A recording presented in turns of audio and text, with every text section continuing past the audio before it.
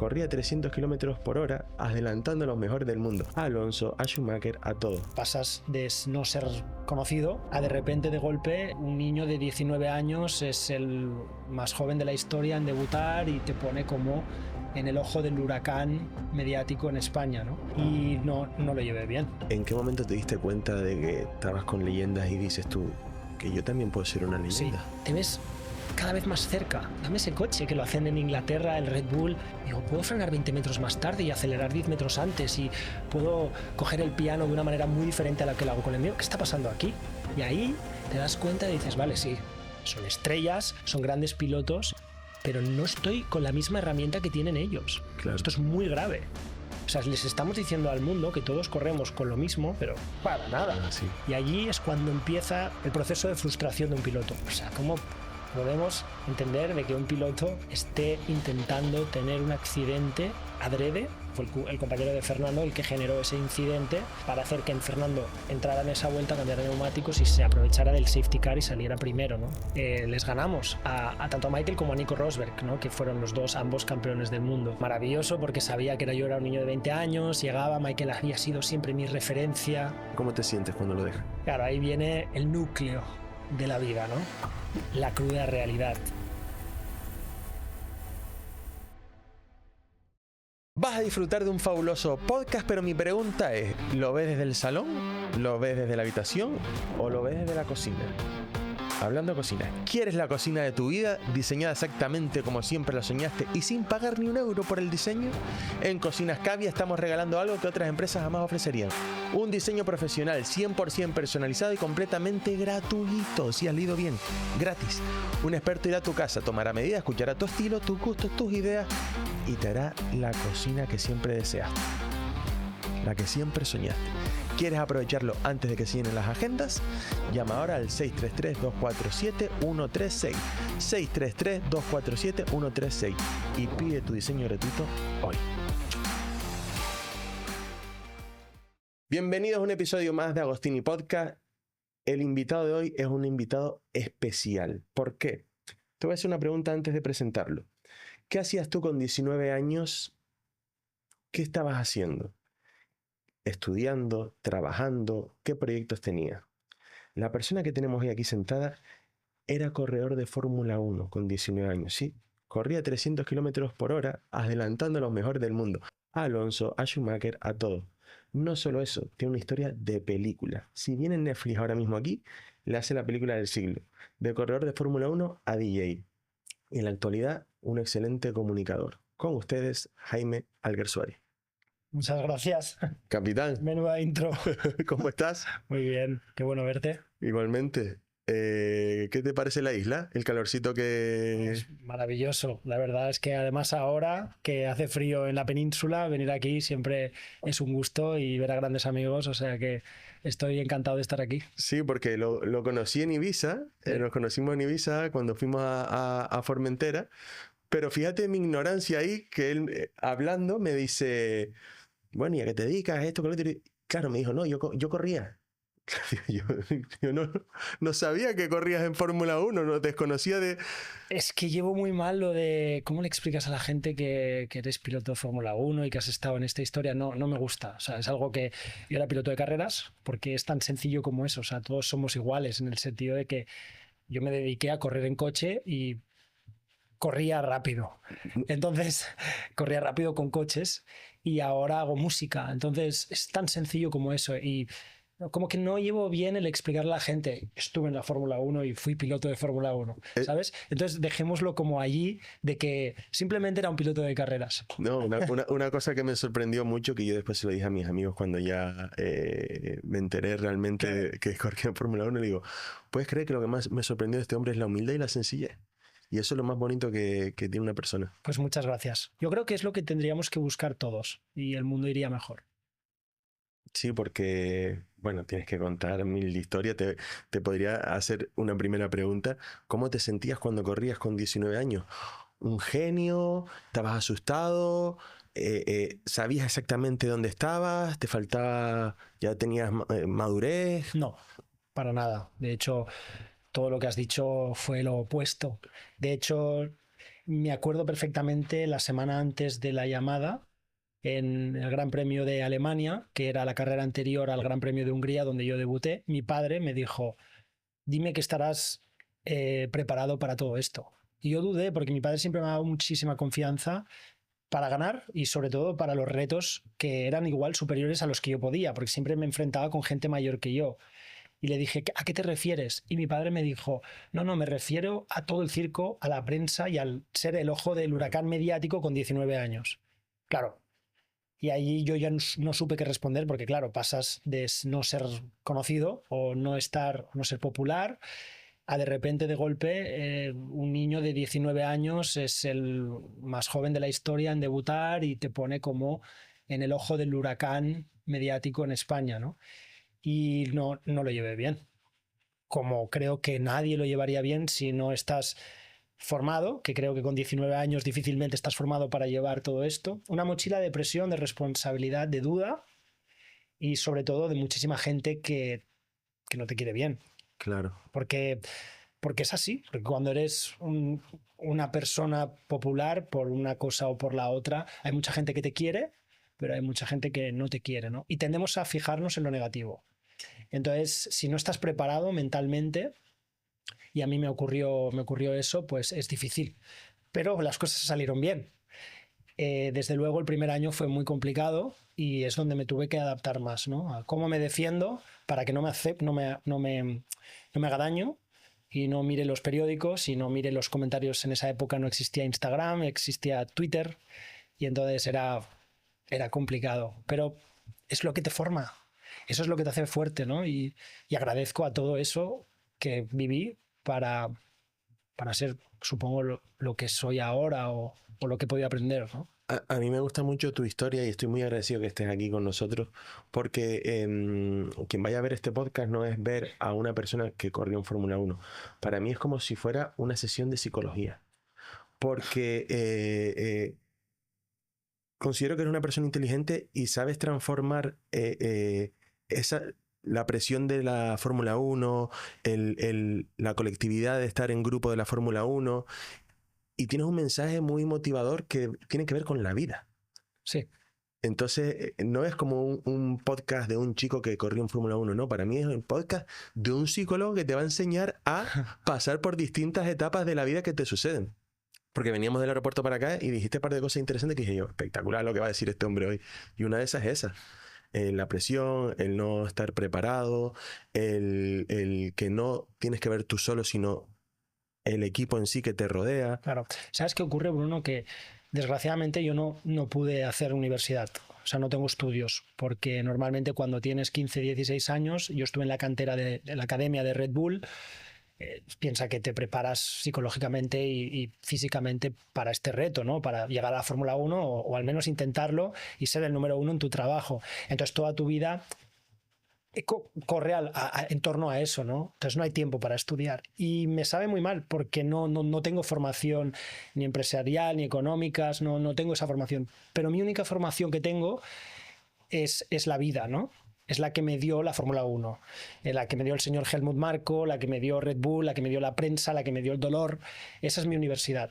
Y de eso es lo que yo me he formado y he aprendido. Y es lo que creo que ahora me sirve para defenderme y también para lograr mis objetivos y mis retos en otros ámbitos que no sean la Fórmula 1. Y fíjate que ahora mismo la Fórmula 1 hay muchísimos paralelismos con el sector empresarial, de la competitividad que hay, de los diferentes tópicos que hay, ¿no? La infraestructura que tienen los equipos de Fórmula 1, pues el sector aerodinámico, las estrategias, el marketing, los pilotos. Hay un montón de sectores que son importantes y que lo has de tomar como igual de importantes, porque hoy en día en los pequeños detalles está la diferencia. Y más en un entorno y en un mundo que vivimos como el de hoy, que hay competitividad y hay competencia en todos lados. Y seguimos sin parar, ¿no? Esto va a más. Tú tienes una linda comparación de lo que has vivido con la Fórmula 1 con lo que sucede en una empresa y con los empleados. Porque me lo decías antes de cuando veníamos hacia aquí, me dice, Bruno, ahora cuando cambian las ruedas lo hacen en 2 segundos. Antes tardaban 10.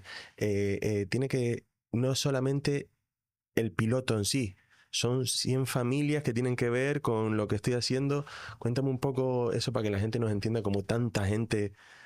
Para la gente que no hemos visto, que no ha visto mucha Fórmula 1, muchas carreras, yo creo que siempre tenemos esa figura del piloto como la estrella, el protagonista, el actor que se lleva la fama cuando termina la carrera, ¿no? El héroe con capa que nos ha mostrado los años 80, Ayrton Senna, incluso Fernando Alonso en su época, etcétera. Se ha terminado.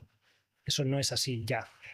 Ahora es importantísimo tener la idea y el concepto de que sin equipo no haces nada. Y no solo en la Fórmula 1, en la vida. Para tener un reto y llegar a conseguir algo, necesitas un equipo de gente, un equipo humano que crea en lo mismo que crees tú y sobre todo, y lo más importante, que ese es el enemigo de la empresa y del sector empresarial a día de hoy, que son los egos. La batalla de los egos, ¿no? ¿Cómo gestiono a mi compañero de equipo, que es mi principal rival, pero al mismo tiempo es mi compañero de equipo? Y tenemos que ayudarnos sin crear un caos en un sector que hay 1.000 personas o 1.500 personas, depende de la estructura de la Fórmula 1. Algunos equipos hacen su propio motor, otros equipos no lo hacen, entonces depende de eso, pero es una estructura de 1.000 trabajadores, 1.000 empleados. El piloto es un empleado más, es empleado importante, pero es uno más. Y hoy en día, y como decía Bernie Ecclestone, todos son reemplazables, ¿no? Gana el que tiene las mejores circunstancias, los mejores mecánicos, los mejores estrategas, los mejores aerodinámicos, y tiene que crear un buen ambiente de trabajo para ser una familia, porque eso es lo que hacen los equipos de Fórmula 1, intentar ser familias para ganar en común, ¿no? Es muy importante que entendamos este concepto de trabajar en equipo. Sí, que no solo es el que conduce, te metes un error y hay 1000 personas cagándose en ti por Exacto. haber, Pero al mismo porque tiempo, dependen de eso. al mismo tiempo puede un mecánico hacer un error un día con un neumático cuando hacemos un cambio de neumáticos, o un estratega que hemos puesto el neumático equivocado cuando no teníamos que parar y hemos hecho una mala parada. Pero ¿qué es lo que nos dice nuestro instinto? Pues señalar al de al lado y decir, es tu culpa, y por tu culpa no he tenido el resultado que yo sabía que podía tener. Pero no vamos a ir a ningún lado con esa decisión. Lo que tenemos es que arroparnos mutuamente, porque esa persona puede hacer un error como lo puedo hacer yo ese día, ¿no? Y ahí es donde se ve, creo que la diferencia entre los buenos y los mejores, ¿no? Entre los grandes pilotos y los campeones del mundo, donde saben entender al equipo y saben que aquella persona que ha hecho un error, hay que estar con esa persona, hay que ayudarle, ¿no? Y si la aerodinámica del coche no es buena, hay que seguir trabajando en común y en conjunto. Sobre todo la actitud. Antes dijiste, hay que tener cuidado con los egos. Hay mucho problema del mismo equipo cuando, por ejemplo, en Red Bull o en otra escudería, entre ustedes, entre compañeros, o conoce alguna persona, algún corredor de estos famosos que dices tú, Bruno, con este era imposible porque es que el ego y choca con el equipo. ¿Me podría decir el nombre? A lo mejor mójate ahí un poquito. Sí, por supuesto. Te voy a decir, o sea, de base todos queremos ganar, porque no hay ningún piloto que se haya formado en alevín, cadete, junior, en las categorías previas y después en fórmulas anteriores a la Fórmula 1 sin el sentimiento de ser ganador, de querer ganar. En la academia de Red Bull o ganas o te echan, y ese ha sido siempre el leitmotiv claro del equipo, ¿no? Pero sí que es cierto que hay pilotos que son más inteligentes que otros. Por ponerte un ejemplo, Carlos Sainz es un piloto inteligente, con mucho talento, pero sobre todo inteligente, que sabe cuándo toca y cuándo no toca. Y ponemos ese ejemplo porque vimos cosas el año pasado, hace 2 años, perdón, entre Leclerc y Sainz, donde entendían que había una fuerza mayor a ellos. ¿Qué es lo que les representaba? Todas esas familias trabajadoras en casa, en Maranello, trabajando duro con el coche, y no ganaban. Ganaron 4 carreras Carlos y unas cuantas también Leclerc, y sabían que cuando el equipo hablaba y decía, hoy te toca a ti y hoy le toca a él, lo respetaban, porque había esa fuerza más importante que ellos, que era Ferrari. Y a mí me parece brutal, porque eso es el ejemplo absoluto del trabajar en equipo, ¿no? Ese es el ejemplo en sí de 2 pilotos fuertes, trabajadores y empleados por un equipo fuerte, que no ganan porque obviamente pues hay otras cosas que fallan, pero se respetan. Pero existen problemas como a lo mejor que, no sé, a un Schumacher o a un Alonso. Existen, claro. Vamos al otro extremo y analizamos la situación de Max Verstappen. Max Verstappen aún no lo hemos visto, pero Max Verstappen, el día que tenga un compañero de equipo, no que le gane, porque sinceramente no creo que haya nadie que esté a su nivel a una vuelta ni a 25 carreras. no hay nadie que esté a su nivel, pero alguien que le moleste un poco y que se le acerque, ahí vendrán problemas graves. Porque Max Verstappen, o sea, hay personas que no saben trabajar en equipo, ¿sabes? Hay personas que tienen mucho talento, pero que ese tipo de inteligencia común para esas 1000 personas no la tienen, y menos cuando te pones un casco y vas a 300 kilómetros por hora. Porque esto, Claro. la teoría es la que hablamos, ¿no? Pero también pueden haber esos errores porque el instinto ganador del que te han formado y te han educado toda la vida sale y quiere ganar y no suelta el pie porque sabes que vas más rápido que tu compañero de equipo, ¿no? ¿Has corrido con Michael Schumacher? Sí. Alonso. ¿Quién es más así de los galácticos que digas tú? Y los has adelantado incluso también. Bueno, con Michael fue muy interesante porque Michael volvió cuando Mercedes, el primer año de Mercedes, y no estaban bien. Y mi coche tampoco era un coche para ganar, ni para quedar entre los 5 primeros. Entonces tuvimos muchas carreras que nos veíamos. Ellos tenían un plus, un pequeño plus, pero en muchas ocasiones pues les ganamos a tanto a Michael como a Nico Rosberg, ¿no? Que fueron los dos, ambos campeones del mundo. Y para mí, pues obviamente pues era maravilloso porque sabía que yo era un niño de 20 años, llegaba, Michael había sido siempre mi referencia en el deporte y también me enseñó mucho a nivel psicológico, mental, y creo que sigue siendo mi referencia y la de muchos, ¿no? Porque él demostró como una figura, él cambió el deporte, sobre todo porque creo que hubo un antes y un después cuando Michael estuvo en la Fórmula 1 por el hecho del sacrificio y el trabajo. Él lo llevó todo al otro extremo, ¿no? Del sacrificio y el trabajo. O sea, un piloto con muchísimo talento, pero con una determinación y un trabajo que es lo que le marcó la diferencia de los demás. Me hablas de leyendas y dices, pero así con una normalidad, Michael Schumacher. ¿En qué momento te diste cuenta de que estabas con leyendas y dices tú que yo también puedo ser una leyenda? Sí. ¿En qué momento te sentiste? Pues, claro, al principio el estado de shock es importante, Exacto. ¿no? Porque te das cuenta, vale, ya soy piloto de Fórmula 1, corro aquí, y de repente te ves cada vez más cerca, ¿no? Te ves que digo, dame ese coche, que lo hacen en Inglaterra, el Red Bull. Digo, puedo frenar 20 metros más tarde y acelerar 10 metros antes y puedo coger el piano de una manera muy diferente a la que lo hago con el mío. ¿Qué está pasando aquí? Y ahí te das cuenta y dices, vale, sí, son estrellas, lo hacen muy bien, son grandes pilotos, pero no estoy con la misma herramienta que tienen ellos. Claro. Esto es muy grave. O sea, les estamos diciendo al mundo que todos corremos con lo mismo, pero para nada, Sí. nada que ver. Y allí es cuando empieza el proceso de frustración de un piloto. Y eso es muy peligroso, porque entras en una dinámica de negativa. Y siempre te quedas con la duda de decir, ¿qué hubiera pasado si me hubieran dado ese coche, ¿no? ¿Qué hubiera pasado si hubiera llevado ese Red Bull? Porque sabía la diferencia que había a nivel aerodinámico. Y por eso coges a tus figuras que eran héroes y las pones a tu nivel, porque sabes que puedes hacerles mucho daño con sus herramientas, pero no lo puedes demostrar. Y eso frustra.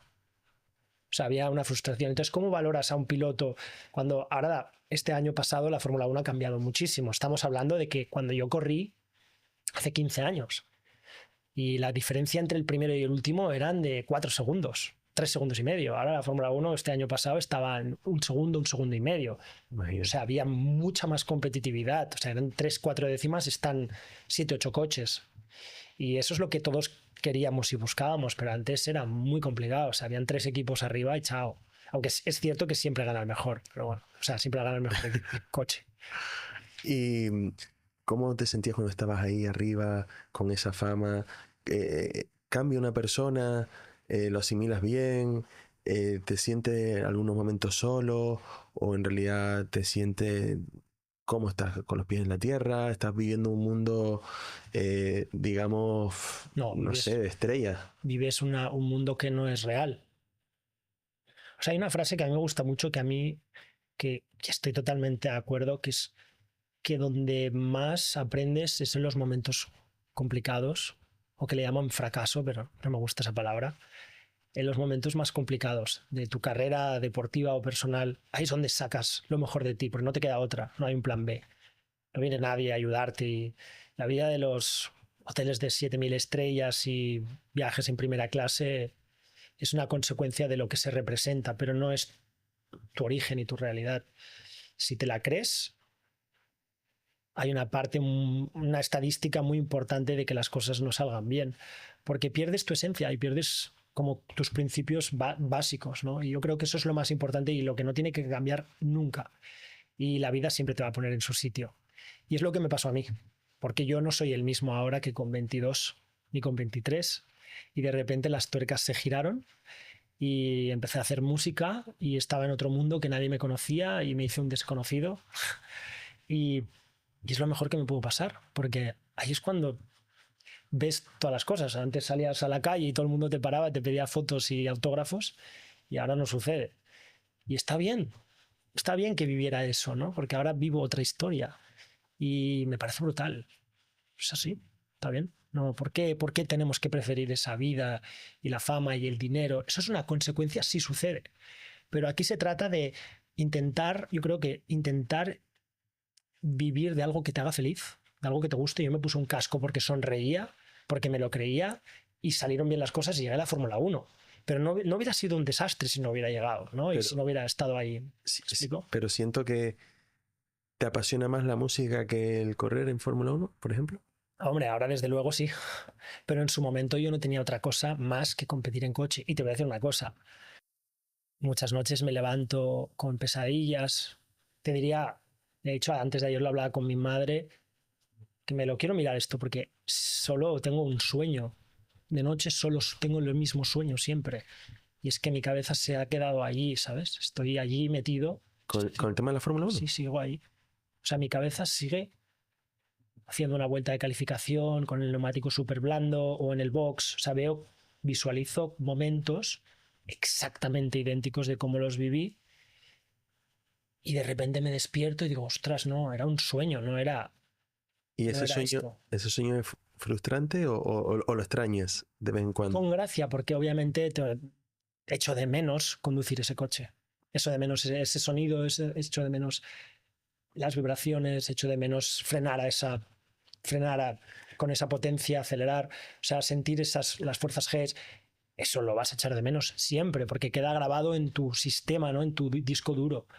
Pero no echo de menos muchas otras cosas. Y la música me ha dado algo mucho más fuerte que todo esto, ¿no? Que es poder hacer arte. Que es como inexplicable. Que tampoco eres manco con el tema de la música, No. porque estás ya viajando a nivel internacional, estás tocando. Antes de irnos a la música, te quiero hacer una preguntita. ¿Quién fue el corredor más intimidante que lo miraste a los ojos y dijiste, hostia, este tío impone aquí en la Fórmula 1? Nunca me encontré con él a nivel laboral, por decirlo de alguna manera, pero hubiera sido Max. ¿Sí? Sí, hubiera sido Max en Red Bull, hubiera sido un problemón. Porque Max tiene problemas con todo el mundo, con todos sus compañeros de equipo. Obviamente los que ha eliminado no han habido chance, pero si con Carlos hubieran habido, por ejemplo, por ponerte un nombre, con Carlos Sainz, hubieran habido muchos problemas. Sí. Hablando de problemas, ¿qué es lo más sucio que has vivido en la Fórmula 1? Bueno, lo más sucio es una buena pregunta. A nivel personal han habido cosas que no me han gustado porque no son deportivas. Obviamente. ¿Cómo que nos podrías decir una así? Bueno, son... ¿Estás pensando si lo puedo decir o no? Sí, no, son cosas públicas y que se han visto, pero son feas y que no hacen ningún bien. Pero supongo que como todos los sectores y como todos los deportes han sido manchadas alguna vez Cuéntanos una así para los que recién estamos viendo y conociendo la Fórmula 1. Bueno, a ver, no quiero hablar mal de nadie, además No digas nombre, pero soy muy admirador de él y sabes que lo respeto, pero creo que hacer una estrategia de un equipo para que un coche tenga un accidente adrede y parar en una vuelta para que el compañero de equipo gane, me parece totalmente antideportivo. Y además no es una decisión que se haga desde el punto de vista de los pilotos. Los pilotos la pueden aprobar, pero me parece que va mucho más allá, ¿no? Y es no solo fea, sino que es mafiosa. ¿Qué escudería hace eso? Y ¿Se puede decir o no? Un caso en Singapur, Renault, que la gente que entienda y sepa, saben a quién involucró y a quién benefició, porque la carrera la ganó Fernando y la ganó por eso, pero me parece fuera de lugar. O sea, ¿cómo podemos entender de que un piloto esté intentando tener un accidente adrede para que haya un safety car, ¿no? Para que entre el coche de seguridad, y ellos con antelación sabían que en esa vuelta iba a ocurrir eso, porque obviamente el equipo fue el que generó, el mismo equipo, o sea, fue el compañero de Fernando el que generó ese incidente para hacer que Fernando entrara en esa vuelta, cambiara neumáticos y se aprovechara del safety car y saliera primero, ¿no? En un circuito donde es difícil adelantar y lo único que podías hacer es eso.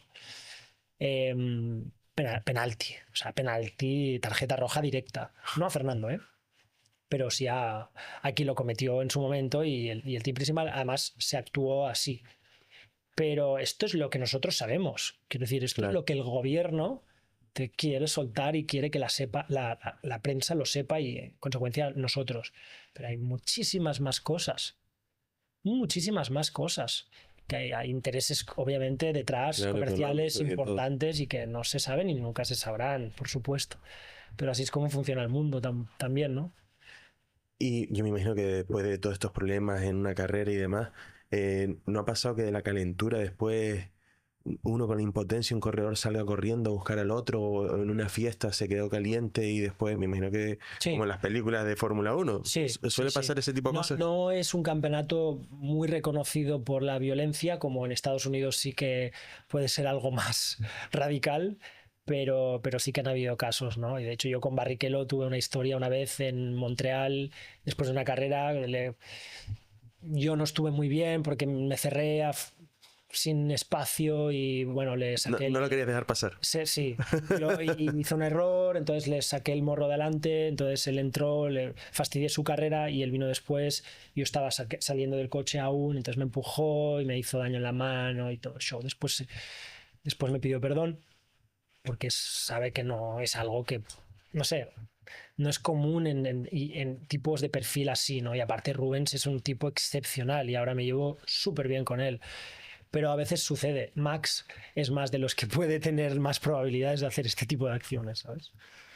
Cuando te bajaste de la Fórmula 1, ¿sentiste libertad o sentiste...?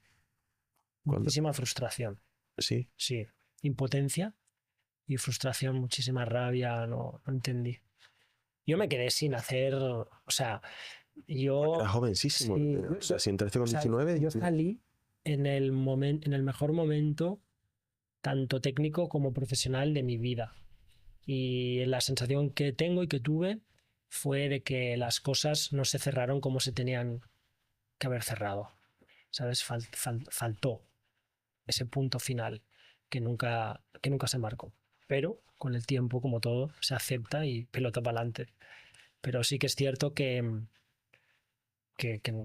ahí faltó un año más en un equipo o con un coche un poco mejor para que se hubieran visto las cosas diferentes. ¿Te hubiera gustado que te hubieran dado esa oportunidad? Sí, sobre todo porque la tuve. La tuve y la dejé pasar porque fui fiel a los míos y después los míos esperaron hasta el final de año para echarnos. Y eso dolió. Claro, ahora te entendí. O sea, tú dejaste pasar... Yo tenía una oferta muy buena para irme con otro equipo. Y por ser buena gente, te quedaste y al final te lo hicieron. Sí, y además era muy buen coche. Y... ¿Te puedes saber quién? Sí, era Lotus.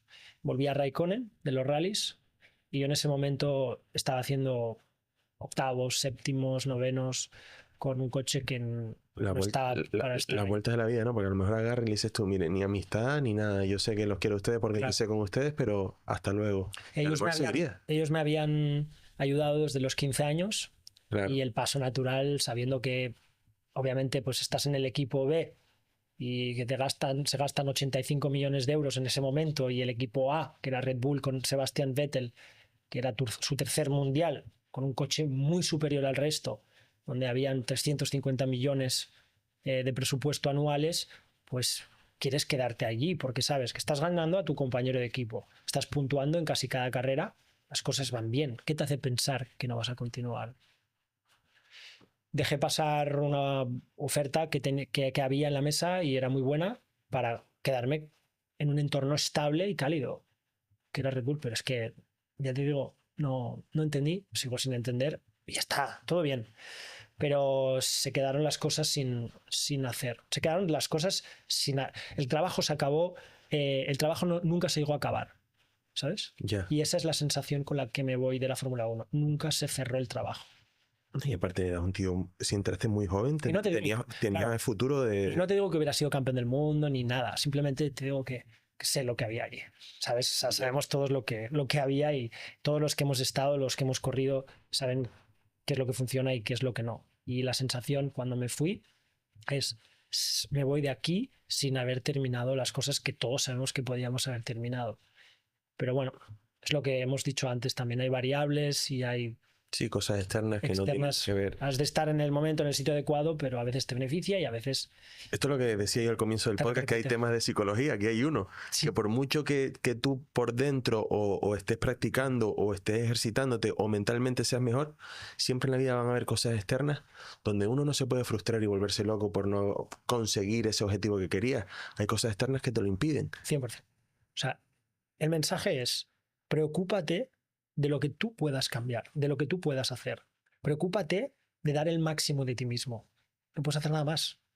De lo que el mundo y los planetas y las coordenadas giren y los factores variables deciden sobre tu futuro, sobre tu destino, tú no puedes hacer nada. Preocúpate de lo que tienes en la mesa y en tus manos. Y a partir de ahí, da el máximo. Y duerme en paz. Ya está. Este mensaje me gusta porque hay mucha gente que tiene depresión, tiene problemas porque se preguntan ¿por qué? ¿Por qué no llegué? ¿Por qué no? Y se frustra el que es campeón, el que lo ha dado todo. Y no nos damos cuenta que es algo externo, que el problema no tiene que ver en uno mismo. Y lo decía antes cuando veníamos para acá y dije yo, es verdad. Si tú sabes que estás mejorando, que tienes 19 años, ya tienes 23, han pasado 4 años, eres más profesional, eres mejor, tienes más experiencia y después no pudiste seguir, ya es algo externo. No te tienes que volver loco la cabeza. Eso es que es lo más importante, yo creo. Primero de todo, que aquí hay un factor que es vital en la vida, que es ser positivo y optimista. Y es ver siempre el vaso medio lleno y no medio vacío. Somos unos privilegiados, ¿por qué? Porque hacemos lo que nos gusta. Vale, empecemos por ahí. Hacemos lo que nos gusta y la gran mayoría de la población no puede decir eso, desgraciadamente. O sea, os invito a que intentéis buscar algo que os atraiga, algo que os haga feliz y que podáis poner todas vuestras fuerzas y voluntades en poder dedicaros a eso. Entonces yo he sido un privilegiado porque me he podido dedicar a algo que me ha hecho muy feliz y ahora también. Entonces ya empezamos por algo muy positivo. No fui campeón del mundo. Bueno, intenté, hice lo mejor que pude. Duermo tranquilo, muchísimo.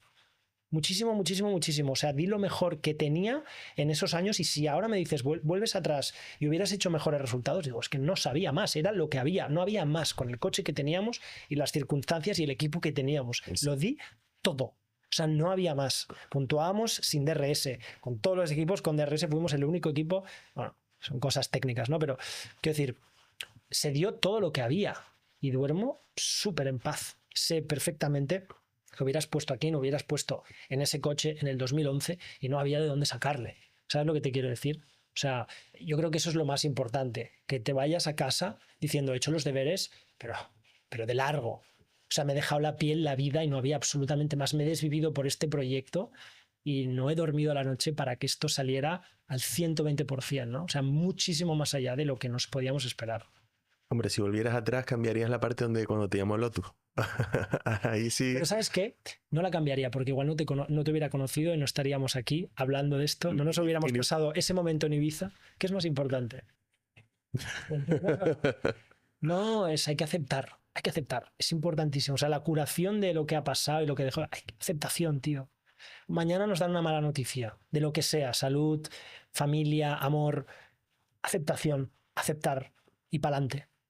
Es que no queda otra. Y ni tampoco estarías viviendo lo increíble que es la increíble etapa de DJ que estás viviendo. No, o sea, hay que aceptar.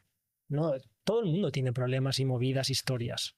Hasta los que vemos en Instagram que tienen de todo y que hacen de todo. Todo el mundo tiene movidas personales.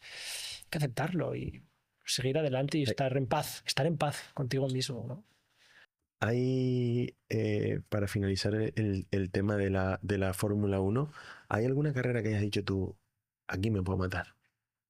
Esa sensación de, aquí estoy en peligro porque voy a entrar aquí en esta curva tanto, me la voy a jugar, o siempre estabas confiado de que ibas a estar siempre sin ningún problema, o si No. entrabas... No, y afortunadamente yo creo que todo el mundo que pueda decir que se ha dedicado a esto nunca ha tenido esa sensación porque si no, no hubiera sido un piloto de carreras profesional. El miedo está en otro lado. El miedo, el miedo, a mí me daba pena el tema pues, mediático, me sentía mal que hubiera gente que no te conociera y te criticara, pero es lo que no podía yo llegar a entender con 24 años, ¿sabes? Cuando sé que soy una buena persona, sé que para mí lo más importante es sentirme querido, ¿no? Y que hablen bien de ti, que la gente te quiera, dar todo a la gente que, hostia, yo creo que es como lo más íntimo del ser humano, ¿no? El amor. Y a mí me daba pena ciertas cosas de lo que pasaba fuera del circuito, pero dentro del casco no piensas nunca en hacerte daño. Primero porque es uno de los deportes, aunque por supuesto han sucedido cosas, pero ahora mismo es uno de los deportes de riesgo más seguros del mundo. Es decir, ya no es ni siquiera decirte de riesgo. Cuando dejas la Fórmula 1 con 24 añitos, ¿cómo te sientes en esos meses, en ese año que te estás dando cuenta que ya no están los focos, no está esa fama? ¿Cómo se siente una persona cuando deja ese mundo? ¿Hay una pequeña depresión por el camino? ¿Te embajonas? Dices, ¿y ahora qué hago con mi vida cuando tienes 24 años y una vida por delante? ¿Cómo te sientes cuando lo dejas? Claro, ahí viene el núcleo de la vida, ¿no? Ahí viene el momento más importante y más emocionante porque viene la cruda realidad, ¿no? Los amigos que creías que eran amigos y ya no lo son, las risas y las energías positivas que pensabas que te daban esa gente y la otra y ya te giran la espalda o vas a un restaurante y ya no te invitan, que es lo normal, porque es lo que tiene que pasar. Eres una persona normal y corriente, pero empiezas a ver como cambios en tu vida y es lo que tiene que pasar y es lo que a mí me ha hecho mejor.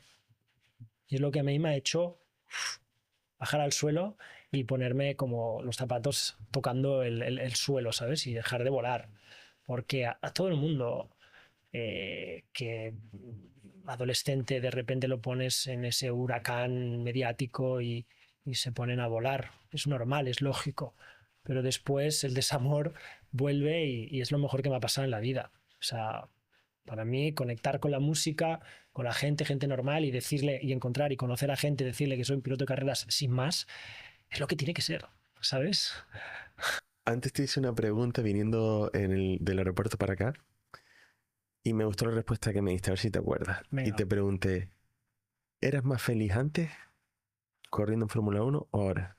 Y me dijiste, Y te he dicho, es una pregunta súper interesante, pero creo que hay matices. di Y ese matiz que entonces me el gustó. matiz, primero de todo, es qué definición tenemos de la felicidad, porque puede ser diferente, ¿no? Para los que nos están viendo, para ti o para mí. Para mí el concepto de felicidad es Momentánea.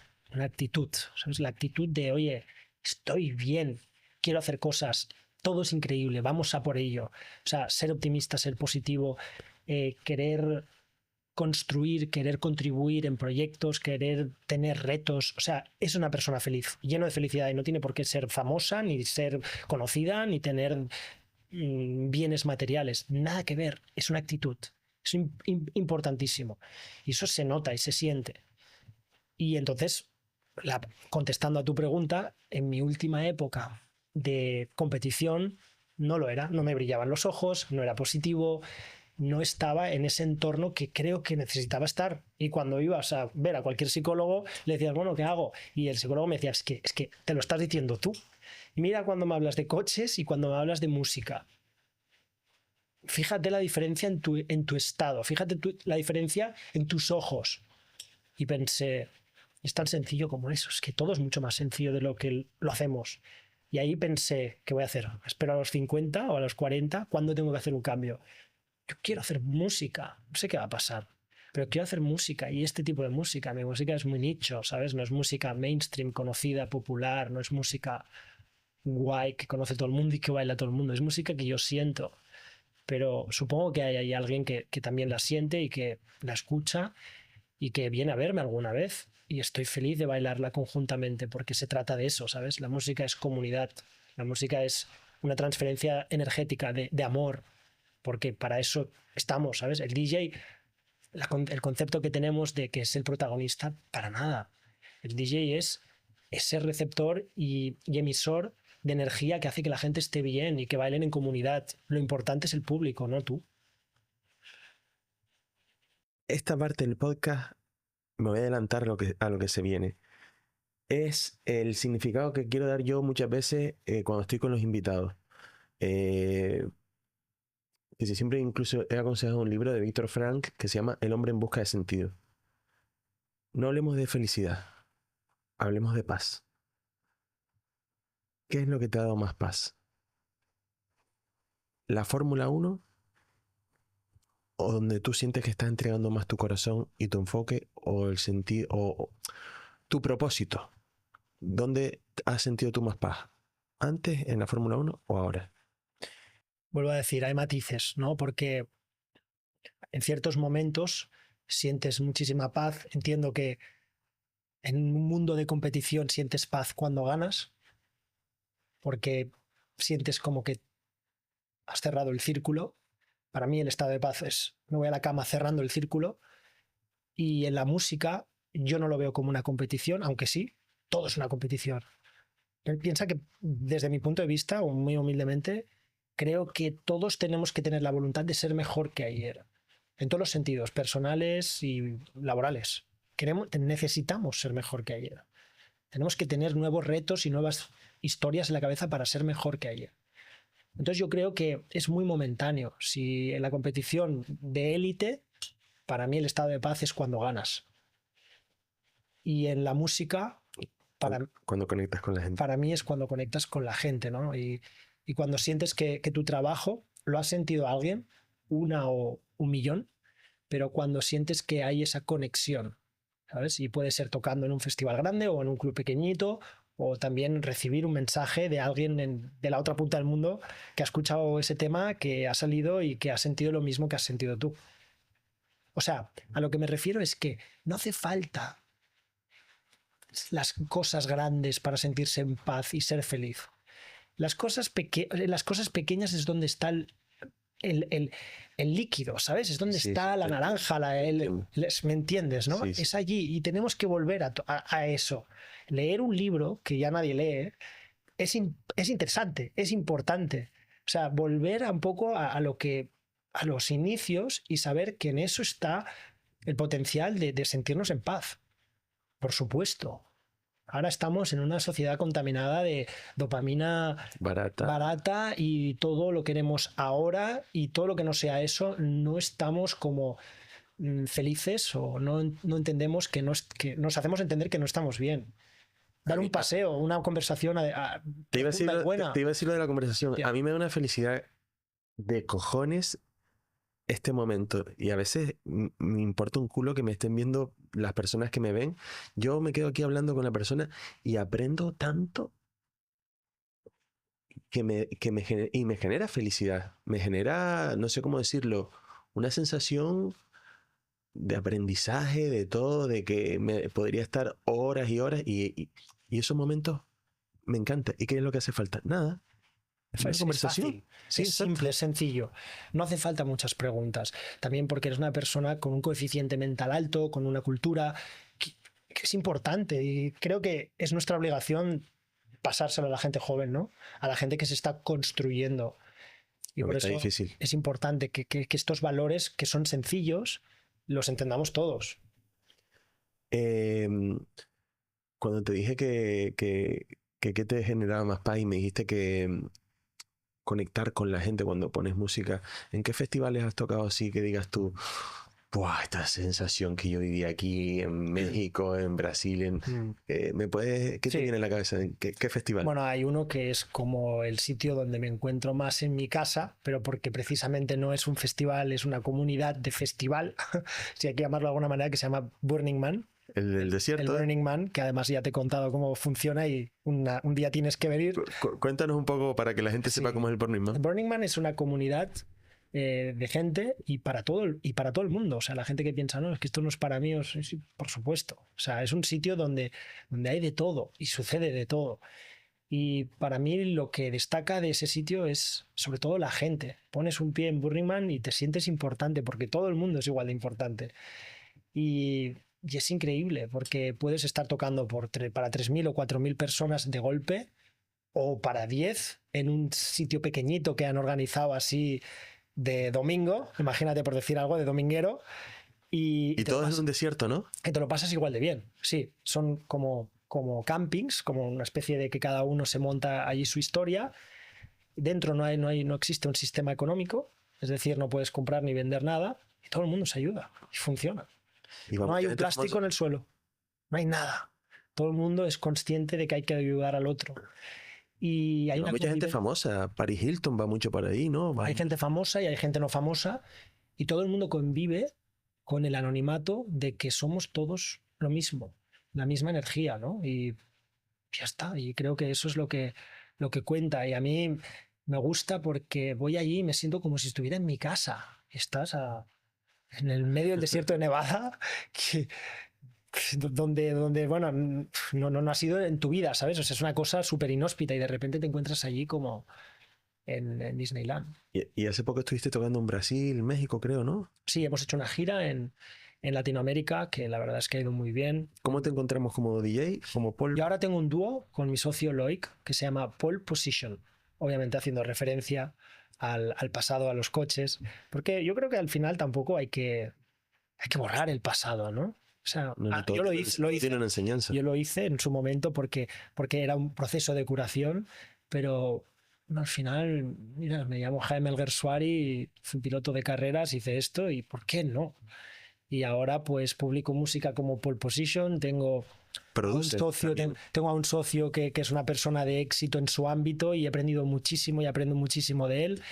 Y para mí es un proceso de aprendizaje total el poder estar viajando el mundo, conocer a gente, tocar en sitios nuevos y pasárselo bien, porque se trata de la vida de celebrar y pasárselo bien, en los momentos malos o sea, y los buenos y los malos, ¿sabes? ¿Dónde tienes próximos eventos ahora así para poder ir a verte? A lo mejor en Barcelona. Pues sí, ahora tenemos una fecha que es de nuestra marca que se llama Anims. Nosotros tenemos un sello discográfico donde publicamos música nuestra, pero también de otros artistas que consideramos interesante y la publicamos ahí en Anims. Y Anims hace como una serie de eventos por el mundo. La última la hicimos en México, en Tulum. Y ahora, ¿Qué tal en Tulum? bien, muy divertido. Muy divertido. La verdad es que estuvimos muy bien. Estuvimos unos días allí en pleno enero, que siempre viene bien cuando aquí hace frío, pues estar en la otra punta del mundo, allí en el hemisferio sur y con un poco de verano y la pasamos muy bien. Después estuvimos en Argentina, en Córdoba, que tocamos con Sasha, que es como un artista muy, muy grande allí de Progressive House. O sea, para que la gente entienda, porque a lo mejor, claro, lo ven corredor de Fórmula 1 y piensan, y de DJ, y lo que dije, no se queda manco. Y después ya el último en Mar del Plata, en un festival que se llama Mute, que cerramos el festival en la playa y ya de ahí volvimos a Barcelona. Aparte de tocar, por ejemplo, con Sasha, que es conocido, ¿qué DJ así has tocado en la misma noche? Pues hemos tocado con Cal Cox, que es alguien que queremos mucho porque es una persona maravillosa, que además le gustan mucho las carreras, los coches y las ¿Sí? motos. Y está en nuestra agencia, además, en Analog. Y hemos tocado pues con Dixon, que igual se acerca un poquito más a nuestro sonido. Dixon me encanta a mí. Dixon, Ame. Hemos tocado con muchos artistas. Sí, con Paul Kalkbrenner una vez. Paul Kalkbrenner, el de la película Colin Berlin, ¿no? Sí, sí, sí. Y bueno, con muchos más. La verdad es que han habido muchas fechas el año pasado. ¿Qué Estuvo DJs muy bien. importantes te gustan así que digas tú? Este estilo, ¿Qué DJs? sí. Sí, ¿Adriatic te sí, gusta? sí. Para mí, si tengo que elegir o sea, para mí un DJ es alguien que tiene que saber de todos los colores y hacer que la gente se divierta en todos los colores, ¿no? Y para mí, el campeón de eso, o el que más me ha sorprendido, supongo que son dos nombres. Uno es Cal Cox, que puede hacer una sesión de disco espectacular y puedes hacer una sesión de techno o de funk o de house, de Tiene géneros, diversidad. mucha diversidad, porque hay mucha cultura y mucho control. Y después Laurent Garnier. Son dos artistas que cada vez que los ves te sorprenden y se trata de eso, ¿no? De no ver a un artista y ver que pone la misma playlist o la misma música o el mismo estilo. Supongo que para mí es la variedad. ¿Laurent Garnier es francés? No, no, Sí, no. francés. Sí, sí. como tu compañero, ¿no? Sí, sí, sí. Pues para mí supongo que esas dos serían las referencias que más me han impactado. Habrían muchísimas más, pero las que más entiendo que me apetecería irlos a ver y pagaría un buen dineral de un ticket para experimentar, ¿no? La sensación de estar ahí durante horas, horas y horas bailando lo que están tocando estos dos artistas. Laurent Garnier, sí me suena. ¿Y así alguna anécdota que hayas tenido en el mundo de la electrónica? ¿En Colombia has tocado, por ejemplo? Sí, sí, sí. Hemos tocado en Bogotá en el Baum Festival ¿Nunca te han venido? con Dani Tenaglia, que también es como una referencia en el house para nosotros. ¿Nunca te han venido así para hacer un evento privado que digas tú, hostia, ¿dónde estoy yendo? ¿Dónde me están llevando? Siempre intentamos que sean amigos o gente cercana. Claro, que conozcas. Claro. El mundo de la noche es un mundo que hay que saberlo llevar, hay que entender que hay de todo, pero también en otros sectores, quiero decir, no es ninguna sorpresa. Al final tienes que ser inteligente y utilizar el sentido común y la coherencia como en todos los, como en todo el mundo. Yo te estoy haciendo un podcast y te veo con una sencillez tan impresionante y habrá un montón de niños aquí con 14, 15 años viéndonos y estarán diciendo, este cabrón es el puto amo. No, Corredor de Fórmula 1, después DJ por el mundo. no. Coño, tú dices que no, porque Intento, eres ¿sabes qué humilde, pasa, pero... Bruno? Tío, yo, ¿sabes cómo me describiría? Que, hostia, he intentado trabajar fuerte, ¿sabes? Como no creo que haya tenido muchísimo talento para nada en concreto, simplemente, o un don innato que hablan y tal. No, no, yo he trabajado duro. O sea, Otro tema motivacional. ¿sabes? He trabajado duro cada día. O sea, hormiguita. Yo sé que soy bueno en eso, en hormiguita. De hecho, Loic, mi socio, me dice, tío, eh, igual no estés tantas horas en el estudio, ¿sabes? Focalízate en otros temas que también son importantes en tu vida, en el proyecto y demás. Y tienes razón, ¿sabes? O sea, es bueno que te singularices en algo y que trabajes en algo. Yo era muy bueno trabajando en el día a día, ¿vale? Entiendo, tengo que saber por qué el coche se me va de adelante o tengo un problema de atrás, pero no soy ingeniero, pero tengo que entender que este coche hace exactamente lo que yo quiero antes de hacer la curva. ¿Crees que para llegar al éxito hay que obsesionarse un poco? Sí, absolutamente. Porque hay O mucha sea, gente que siempre te dice, un familiar alguien te dice, oye, creo que te estás obsesionando. perdona que vuelva atrás. Depende de la definición de éxito que tengamos. Es que, claro, el éxito, ¿qué es el éxito? Claro, Porque yo cuando digo éxito no es a que has ganado claro, algo si me simple. estás diciendo ser el número uno. Exacto, eso voy. Entonces sí, obsesión. LeBron James, Claro, entonces sí, obsesión. Si el éxito es personal, porque el éxito no puede ser público, el éxito, si es personal, quiero hacer media maratón, nunca has corrido, todo el mundo lo puede hacer. Y además hemos de invitar a que la gente lo haga. Un objetivo, quiero hacer esto, venga, ¿sabes? O sea, el éxito es personal, has hecho media maratón, felicidades, estate contenta, estate contento, ¿sabes? Has hecho algo que te has propuesto y lo has conseguido. Necesitamos tener retos cada día, nuevos.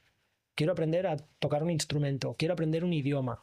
Venga, para adelante, no abandones. O sea, esa es la filosofía, ¿sabes? De éxito para mí. Entonces, si estamos hablando de la élite y de ser el número uno, ha de haber obsesión. Porque hay otros locos obsesionados que van a llegar, que van a estar allí.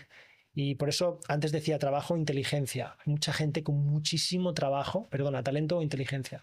Con muchísimo talento, pero con muy poca inteligencia. Pero hay gente que tiene las dos. Muchísimo trabajo, muchísima determinación y muchísimo talento. Ya está, y es ganador. y tú eres del 90, habíamos dicho, ¿no? Imagínate todo lo que has vivido. Me han pasado muchas cosas muy pronto, supongo. Sí, coño, hombre, tienes el récord a nivel mundial del corredor más joven de Fórmula 1. Bueno, ahora ya no, ¿eh? Ya no. Lo fui en su época y me lo fueron bajando. ¿Quién es ahora? Fíjate, Bruno, que esto es algo que ha pasado en todos los deportes. Es curioso, ¿no? Ahora fíjate en el fútbol, que cada día hay más jugadores más jóvenes. Sí, en el tenis, ya te llega hasta 14 años, más creo. jóvenes. Todo está sucediendo antes. O sea, hay una revolución en el mundo de la competitividad, de la competencia, del profesionalismo, de todo, la técnica, del milímetro. Todo se está llevando a otro nivel. Es brutal. ¿Hasta qué edad fuiste? ¿Quién te adelantó en el más Bueno, ahora creo que es Antonelli y bueno, Max fue uno. ¿Con qué edad? con 17 o 18 creo que debutó, o finales de 17 me parece. Yo debuté con 19, que ya era excepcionalmente, en ese momento, hace 15 años, era muy joven. Yo no estaba listo, porque no conocía ningún circuito, nunca me había montado en el coche, y Red Bull dijo, Dale, ves haciendo y ves curtiéndote, pero yo no estaba, el pollo no estaba listo. El pollo le quedaba todavía un tiempo en el horno. Jaime, yo estoy estudiando, me estoy sacando el certificado europeo de coaching, ¿Vale? y siempre nada más entrar para aprender para hacer un buen coaching. Hay mucha gente que no sabe lo que es coaching y mentor. Mm. Un mentor es como un maestro que ha vivido miles de experiencias y puede enseñar a muchas personas a llegar a un objetivo. El coaching es un acompañamiento donde yo con una serie de herramientas puedo hacer que tú llegues a ese objetivo. Yo creo que tú eres un pedazo de mentor ¿Sí? impresionante. Tienes buena comunicación, eres inteligente y has tenido muchas experiencias. Y creo que por eso te estás enfocando ahora, para que la gente lo sepa, en dar charlas donde ayudas a empresas con un mensaje que tiene que ver con la Fórmula 1 y con la vida, que es el equipo, la colectividad, el grupo. ¿Cómo es esa nueva experiencia que estás como comunicador? Pues mira, ya llevo unos años y la verdad es que es algo que me conecta mucho, porque me conecta con el sector empresarial y de día, que es algo que necesito, porque de alguna manera obviamente vengo de donde vengo, que es de ese sector, supongo, y del trabajo, de la lucha, de la élite, de ser un deportista, ¿no? Supongo, de la rutina, del sacrificio. Vamos a ponerlo ahí, ¿no? Y cuando me retiré, cuando pasó todo este lío y empecé a hacer música, escribí un libro que se llama Reinvéntate. Lo publicó Planeta y al cabo de unos meses me llamó una agencia de conferencias. Yo no sabía, o sea, nunca me había propuesto hablar en público para formar a gente empresarial, ¿no? Y me hablaron y me dijeron, oye, vemos que hay potencial y que puedes hacerlo muy bien, hablando para empresas y explicando tu experiencia. Y todo empezó así. Y la verdad es que es algo que disfruto muchísimo porque me encanta conocer a gente nueva, para empezar, y sobre todo conocer otros sectores, ¿no? Es decir, pues doy una charla para Louis Vuitton, pues no conocía su mercado y ellos me explican qué puntos interesantes ven o qué puntos de conexión ven entre el deporte de élite de la Fórmula 1, ¿Diste una charla para Louis Vuitton o para Google, por ejemplo? ¿Qué queréis?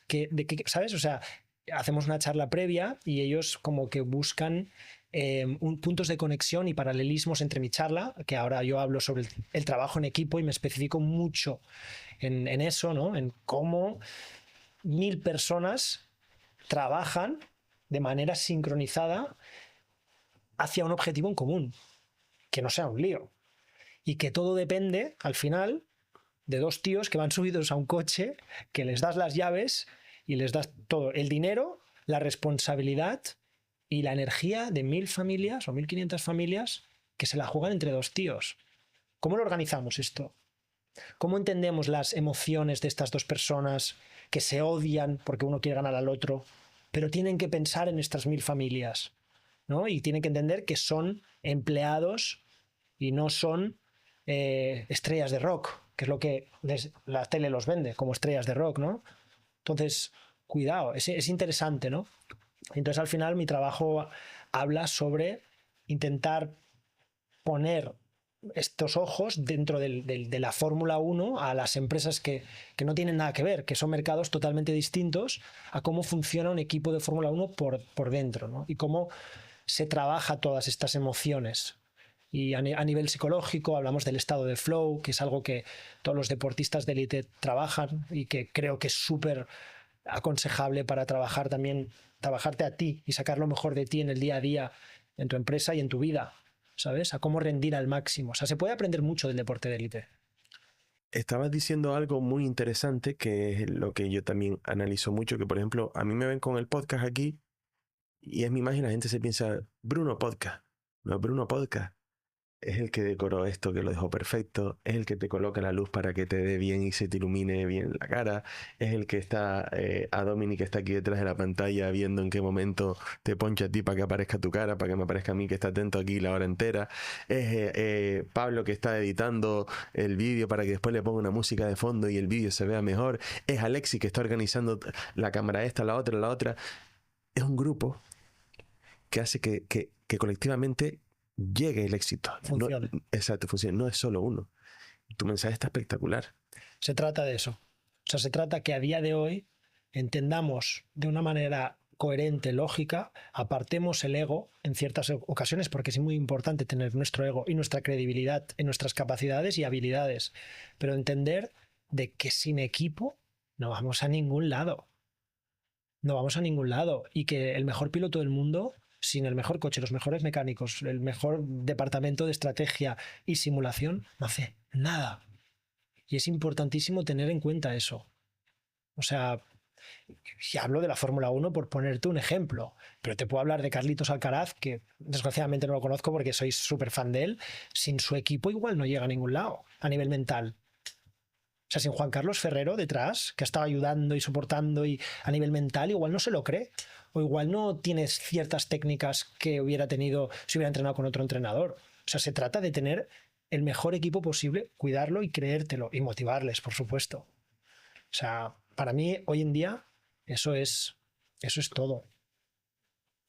Como te estaba mirando y digo yo, este tío, corredor de Fórmula 1, ahora me dices que estás dando charla Louis Vuitton, Google, después, o sea, ¿sabes cuántos jóvenes te están viendo ahora mismo y dicen, este tío, vamos, un ganador? Bueno, No, sí, o sea, yo sé que me vas a responder con una humildad para mí, impresionante que te caracteriza, sí, pero hay muchos jóvenes que sí, te y pues estarán. me alegro que si se puede ver como algo positivo, pues será fantástico. Pero lo que yo soy es que he trabajado y creo que tengo unos principios y un concepto de vida que creo que funciona. Me parece que funciona. Y voy por allí. O sea, lo que intento expresar es un mensaje de que creo que funciona, ¿sabes? Y voy por allí. O sea, mi vida va por allí. Por la hormiguita, el trabajo y la credibilidad de estos principios de los que yo estoy exponiendo, ¿sabes? Te voy a hacer una pregunta para cerrar. Quiero que mires a esta cámara y quiero que analices lo que te acabo de decir. Hay muchos jóvenes que te están viendo con muchos sueños. Hay muchos jóvenes, creo yo, en una época difícil que estamos viviendo, donde todo lo tenemos al alcance, Sí, pero nos falta ser un poco más guerreros porque, y no es culpa de los chicos jóvenes de ahora, si tú naces y te dan un teléfono móvil y antiguamente, no sé, hasta para ir al banco tenías que ir a hacer la fila y llegar y hablar con la persona, ahora no, ahora lo haces todo desde aquí, no tienes ni que ir al banco, nos van haciendo como más frágiles, pero hay muchos jóvenes que quieren ser unos guerreros y quieren llegar a un objetivo. sí. Quiero que mires esta cámara y a esos jóvenes que están soñando, yo qué sé, pues en llegar a ser futbolista, en llegar a hacer algo en esta vida, No, lo que sea, abogados o farmacéuticos, cualquier cosa. cualquier trabajo, pero hacerlo bien y destacar en ese trabajo. Quiero que O sea, Jaime Alguersuari sí, mire esta cámara, una persona que ha llegado a la Fórmula 1, sí. una persona que está recorriendo el mundo con la música electrónica y una persona que es un excelente comunicador. Quiero que mire esta cámara y le des ese consejo a todos los jóvenes que te están viendo. Yo personalmente creo que tengas el sueño que tengas y creo que el sueño ha de ser no bien corto, sino pensar en grande y soñar en grande. Y no a eso me refiero a tener un trabajo famoso con pertenencias físicas y que ser el mejor del mundo en algo. Me refiero a que hagas lo que hagas o que te dediques a lo que te dediques, lo hagas de la mejor manera posible. No hay nada que no se pueda conseguir sin muchísimo trabajo y creo que todo el mundo lo puede hacer. O sea, creo que todo el mundo tiene la capacidad para al menos llevar a cabo ese objetivo y cumplirlo. Pero tenemos que creérnoslo y tenemos que dejarnos la piel, porque es imposible que lleguemos allí sin trabajar, sin sufrir y sin sacrificio. Esto es lo que a mí me ha funcionado. Seguramente también hay otras variables, pero es que no entiendo que haya otro camino. Creo que no hay otro camino corto que apretemos un botón y sucedan las cosas y nos caigan del cielo. O sea, creo que lo que funciona es dejarnos la piel, el entregarnos en cuerpo y alma a eso que soñamos y no parar. Y ni persistir, persistir, persistir. Y cuando vengan obstáculos y ahí les pongan cocodrilos y nos caiga nieve, mejor, porque nos hará más fuertes y más duros. En Red Bull nos decían, lo que no te mata te hace más fuerte, ¿no? No habían felicitaciones, ganaba carreras y gané un título que se llama Fórmula 3 británica en el 2008 y ni siquiera hubo una felicitación. Es como que esto es lo que se supone que tienes que hacer, es tu trabajo, ganar. Está todo en tu cabeza, ¿no? Y creo que tenemos que ponernos esa fortaleza de decir, quiero llegar hasta aquí y no voy a parar, nunca voy a tirar la toalla. Los otros la van a tirar, lo fácil es tirarla. Todo el mundo, mucha gente va a intentar tirar la toalla, pero nosotros no vamos a tirarla, vamos a seguir y seguir y seguir y seguir. Yo creo que ese es el mensaje. Igual me he puesto un poco... No, está Pero perfecto, ese está es el perfecto. mensaje. Jaime, muchísimas gracias por haber venido. A ti. Un placer, de verdad. Y ya lo saben, esfuércense. Dolor, sufrimiento, que detrás de eso llega la paz, la tranquilidad y el estar arriba. Un abrazo para todos.